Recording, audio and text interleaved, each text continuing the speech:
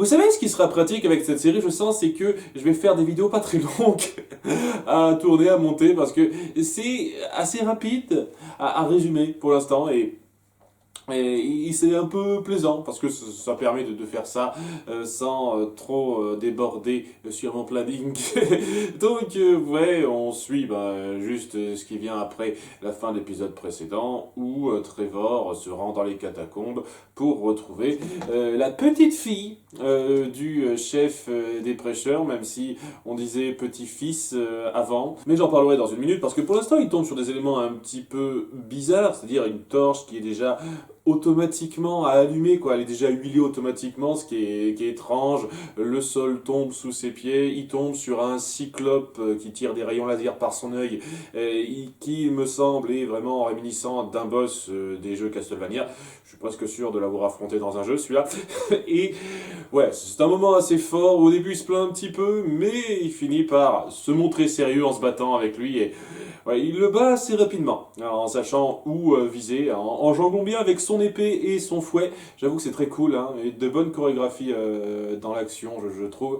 Et il finit par le battre, le mettre à terre, et ce qui fait que ça dépétrifie ses victimes, parce que c'est un truc de ce cyclope, il me semble que c'était également présent dans les jeux vidéo, et ça, son truc c'est de pétrifier ses victimes. Et parmi toutes ces victimes, il y a des tonnes de gens qui ont été déjà découpés, donc quand ils récupèrent l'usage de leur corps, ils sont déjà morts là-dedans, mais gros coup de chatte, la petite fille du maître des prêcheurs va bien.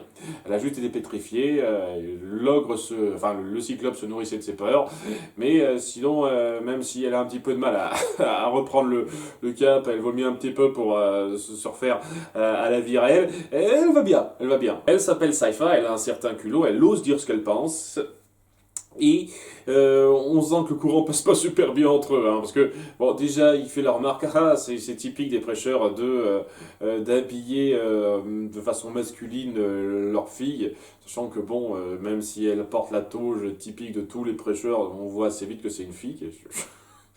Ou alors c'est un mec très efféminé, très androgyne, mais elle se voit tout de suite par sa voix, hein. Mais bon, elle est ramenée auprès des prêcheurs. On sent qu'une fois de plus, le courant passe pas bien entre elle et Trevor, tandis qu'il leur dit « Ok, j'ai fait ce que vous avez dit, maintenant préparez-vous à partir, et préparez-moi une bière, si vous pouvez, avant, histoire de me remercier. » Et elle nous fait la bonne petite remarque, une fois de plus. On n'hésite pas à aller dans le gras, dans les discussions de la part de Saifa, qui dit « Ouais, peut-être que si je pisse dans un verre, il croira que c'est de la bière. » Pour bien appuyer qu'elle a du mal à le supporter. Ce genre de choses aide à appuyer un côté cru dans l'histoire. Là, j'avoue que dans cet épisode, ça va. Dans cet épisode, on est un peu cru dans le texte sans aller trop loin. C'est juste des petits moments comme ça, ci, là, pour dire qu'on a affaire à des adultes un petit peu désabusés, donc c'est un peu normal qu'ils mâchent pas leurs mots par moment. C'est juste pour dire. Et ça montre aussi que les prêcheurs, ils n'ont pas la langue dans leur poche, également, hein. Ils peuvent oser dire des choses assez grasses comme ça. Donc j'apprécie. Là, c'est mieux géré en termes de ton à ce niveau-là. Mais bon, en sortant peu de temps après, il se fait aborder par les différents prêtres guerriers de l'église qui l'amènent devant l'évêque du coin, qui se trouve être l'évêque de la grande ville de départ, j'ai oublié ce nom, qui a survécu à la grande insurrection des démons dans l'épisode 1, et qui s'y croit trop. Et c'est peut-être la critique que j'aurais à faire, même si c'est un petit peu en suivi, en continuité avec ce que ça a mis en place avant, mais disons que là, ça atteint un stade où ça devient un peu ridicule pour moi. C'est cette façon de diaboliser à fond l'Église sous toutes les coutures, au point où c'est plus eux l'antagoniste que les démons. Les démons, c'est presque une situation grave de base, mais il faut qu'il y ait l'antagoniste particulier, principal, et c'est l'Église en fait. Parce que ouais, l'Église dit vous êtes excommuniés, barrez-vous, je veux plus vous voir, hein, je vous accorde, dans ma magnanimité, je vous accorde le droit de partir pour ne pas entacher cette ville. Il est persuadé que la raison pour laquelle les différentes villes sont attaquées, c'est que les gens n'étaient pas assez pieux en fait. Même dans la ville principale où tout le monde vénérait l'archevêque, et oui, tout le monde était croyant, etc., catho. Non, la raison pour laquelle il y avait ça, c'est très certainement parce que l'archevêque avait quelques déviances discutables, histoire d'insinuer qu'il était pédophile, histoire de mettre ça dans le mix, et ça fait partie des petits trucs, des petites réflexions que je me pose par rapport à des critiques un peu faciles de l'Église, parce que je sais qu'il y a pas mal de gens, et bon là on part dans le polémique, mais bon, étant donné que cette série me lance là-dessus, il faut bien que j'en parle. Je sais qu'il y a pas mal de gens qui vont aller jusqu'à renier certains méfaits qu'on alloue à l'église avant. Genre non, les croisades c'est pas dû à l'église, la chasse aux sorcières c'est pas dû à l'église, il y a des gens qui pensent ça, ok. Je trouve que cette façon de renier tout le mal qui a été fait au nom de votre religion avant, c'est un petit peu jouer à l'autruche, mais si je suis prêt à totalement dire que oui, l'Église a malheureusement amené à ce genre de choses et qu'il faut arrêter de se mettre la tête dans le sable. Le côté les prêtres sont régulièrement des pédophiles me paraît peut-être un peu abusé. Je sais pas, je sais qu'il y a eu une affaire assez grave il y a une vingtaine d'années maintenant, où beaucoup de figures d'autorité chrétienne ont été accusées, pour la plupart je pense à juste titre, de faits pédophiles, et évidemment que c'est affreux et que ça existe, mais je suis pas convaincu que ce soit non plus un pattern aussi fréquent que ça, que ce soit le truc toujours à mettre en avant. Regardez, une figure d'autorité chrétienne. Ah, j'aime les petits enfants de façon un petit peu trop intime. Ce genre de choses est un peu abusé comme façon facile de diaboliser l'Église, parce que je pense sincèrement pas que ça arrive si fréquemment que ça. Mais c'est en ma qualité de personne qui si je suis pas penché énormément, quoi. Je n'ai pas non plus étudié le sujet à fond. S'il y a des gens qui ont étudié le sujet à fond, qui ont vraiment suivi des enquêtes précises sur le comportement des figures d'autorité de l'Église, peut-être que c'était un pattern si fréquent que ça, et à ce moment-là, c'est une critique juste à faire. Mais de ce que j'en ai vu, je pense que c'est quand même un petit peu abusé de toujours ramener ce sujet-là sur l'Église, quoi.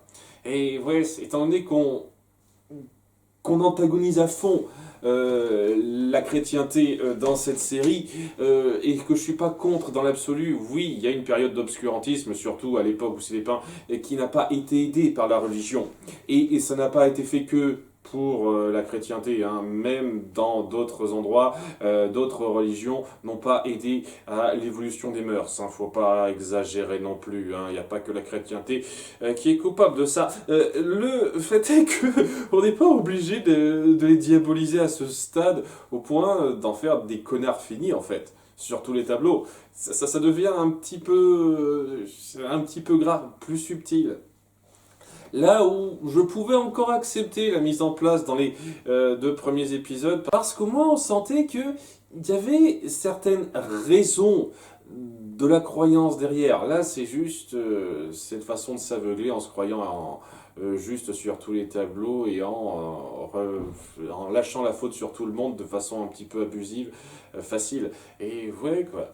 Il y a l'évêque qui s'y croit trop. Ouais, l'église, c'est moi maintenant que les grandes villes sont tombées. Je vais faire en sorte de me débarrasser de tous les prêcheurs ce soir parce que c'est forcément leur présence impie et qui attire les démons, ce genre de conneries. Et oui, Trevor qui a par chance cette information parce que ça tombe bien, quoi. S'il lui aurait pas dit l'évêque, et ben il l'aurait eu dans l'os et il n'aurait pas vu ça. Il y a cette façon de créer un antagoniste du moment un peu grasse, un peu grosse. C'est un peu dommage, il y avait moyen de faire ça de façon un peu plus subtile. Mais bon, hein, grâce à ça, il y a Trevor qui est mis au courant, qui dit ok, je vais me barrer sans aller plus loin dans la discussion. Alors, bien entendu, il essaie un petit peu de le défier parce qu'il a été répudié par l'Église et il a toujours très mal parce qu'il les voit de haut aussi. Hein. C'est totalement compréhensible de sa part. Et il vient prévenir les prêcheurs qui disent ok, il faut qu'on se batte, qu'on essaye de montrer notre valeur, nos croyances, la vérité, lutter contre ce mensonge comme quoi nous sommes les responsables pour faire comprendre aux gens la vérité. Alors que Trevor leur dit si vous restez, vous allez crever. Ils disent si on crève, ça veut dire que le monde mérite peut-être pas d'être sauvé au bout du compte. Et il y a cette espèce de considération assez intéressante de ce parti qui essaye vraiment d'améliorer la mentalité ambiante avec la vérité qu'elle colporte, qu'elle transporte. Le côté un peu Jésus, il ne faut pas fuir ses responsabilités, il ne faut pas fuir face aux soucis, aux adversités qui nous tombent dessus, même si elles sont grandes, parce que nous sommes du bon côté, nous sommes justes. Et ouais, il y a Trevor qui se sent un petit peu vexé parce qu'ils ont fait un parallèle avec lui, qui a un peu abandonné son combat lorsqu'il a été excommunié et qui erre de coin en coin sans avoir vraiment de but. Et je trouve que la transition a été un peu rapide dans l'idée de le faire accepter grâce à ce discours-là, devrait pour ces gens-là de se battre, alors que son truc, depuis le début qu'on le voit, c'est de passer son chemin, quoi. C'est juste de survivre dans ce coin en se baladant et en ayant un peu rien à foutre du bien commun. Là maintenant il se dit ok, ces gens-là j'ai un peu envie de les protéger, il s'est fait un peu vite malheureusement, et dit ok, je vais vous forcer à partir d'une certaine façon. Je sais pas exactement comment il le montre, quoi, parce qu'il se dirige vers eux, oui vous allez partir, et ils ont été convaincus hors champ de se rendre dans les catacombes pour se cacher en attendant qu'ils se chargent du problème. Et au passage, oui j'en ai pas parlé. Petite parenthèse sur les catacombes et du fameux guerrier endormi qui s'y trouve, c'est clair et net que c'est Alucard. Maintenant, je vois pas que ça peut être d'autre puisque il y a Trevor qui a reconnu des tonnes de configurations précises qu'il y a dans le château de Dracula, quoi. C'est typique du château de Dracula, les torches qui peuvent s'enflammer facilement, ce genre de pièges, de monstres qui gardent le coin. C'est totalement la magie de Dracula, ce qui laisse vraiment comprendre que le guerrier endormi de la légende, bah, ce serait Alucard, tout simplement. Alors, on n'a pas encore de réponse à ça, mais je vois pas ce que ça pourrait être d'autre. Donc, voilà, le guerrier endormi qui finiront par réveiller. J'imagine que les prêcheurs le feront lorsqu'ils seront là-dessous. Peut-être que Trevor les rejoindra, je ne sais pas trop. Ça sera certainement ça. Mais bon, en attendant, il y a Trevor qui reste là pour s'occuper des prêtres et être ultra badass en se battant contre eux. Et c'est un peu ça en fait, il se bat contre les prêtres guerriers, il essaye de se battre contre les gens, la populace sans leur faire mal, tandis que les prêtres, bon, il les bute sans, sans se soucier de quoi que ce soit, hein. Mais vraiment quoi, il fait s'effondrer la maison dans laquelle il se rend, il en transperce pas mal, coup de flèche, tout ça, plus ça. Je pense qu'à la fin de l'épisode, il reste plus grand chose, hein. Un moment d'action très cool, hein, qui s'étend un petit peu, sur lequel j'ai pas grand chose à dire, puisque bon, décrire une scène d'action précise, à moins qu'il y ait quelque chose de particulièrement notable. Voilà, c'est bien fait, hein, c'est vif, il y a beaucoup d'endroits où on se contente pas de rester sur un seul coin, et oui, on joue bien sur les différentes positions. Même s'il y a un truc que je trouve un petit peu rigolo, un petit peu concon, c'est le fait qu'il finit par tuer un archer avec une lance, et l'archer... en étant mort, quoi, il tire sans faire exprès sa flèche sur un autre guerrier juste à côté de lui. Ça, c'est un truc un petit peu facile. C'était un peu rigolo, hein, mais c'est un détail, c'est un détail. Et l'épisode se termine sur l'arrivée des démons. Parce que, ouais, les démons arrivent quand même la nuit, ça n'a pas changé, et j'imagine que ça va être un combat d'un tout autre genre. Et je pense que oui, cet épisode 4 final de la saison 1, une fois de plus, saison 1 très courte, ce sera l'arrivée d'Alucard et lui et Trevor qui se battront pour sauver un petit peu ce qui reste de cette ville. Et est-ce qu'ils comprendront ou pas, vu que c'est un univers au ton assez macabre et très moralement gris, c'est pas impossible que ce soit pas le cas, hein. Mais bon, on verra, on verra. Il y a des choses très prometteuses, l'action est bonne, il y a une bonne réflexion de la part de Trevor. J'aime beaucoup le personnage pour l'instant. Il a un côté sarcastique, un côté désabusé, une fois de plus, qui passe très bien. Et même si ce développement est un petit peu rapide dans le fait de vouloir défendre ces gens-là à la toute fin, c'est quand même satisfaisant de le voir s'insurger contre ceux qu'il considère comme injustes. Le problème important, c'est le fait que on doive rendre l'Église antagoniste de façon un peu trop grasse, un peu rentre-dedans. Ce qui me semble était un peu présent dans les jeux vidéo, ça n'a jamais été ultra subtil là-dessus, mais disons que on n'appuyait pas ça à ce point en fait. Étant donné que dans la plupart des jeux Dracula, on passe la plupart de son temps à se battre dans le château de Dracula ou dans des coins de monstres qui sont liés à Dracula. On passe pas des masses de temps sur l'église et ses travers à dire à quel point ce sont des enculés. Donc c'est peut-être le truc sur lequel on se penche un petit peu trop pour l'idée, même si ça apporte du conflit intéressant. Voilà, mais je le redis, c'est clair et net, faut pas regarder ça en tant que catholique parce que ça vous déplaira, c'est sûr. C'est sûr. En tout cas, merci d'avoir suivi cette réac. À bientôt pour l'épisode 4, fin de la saison 1. Bye!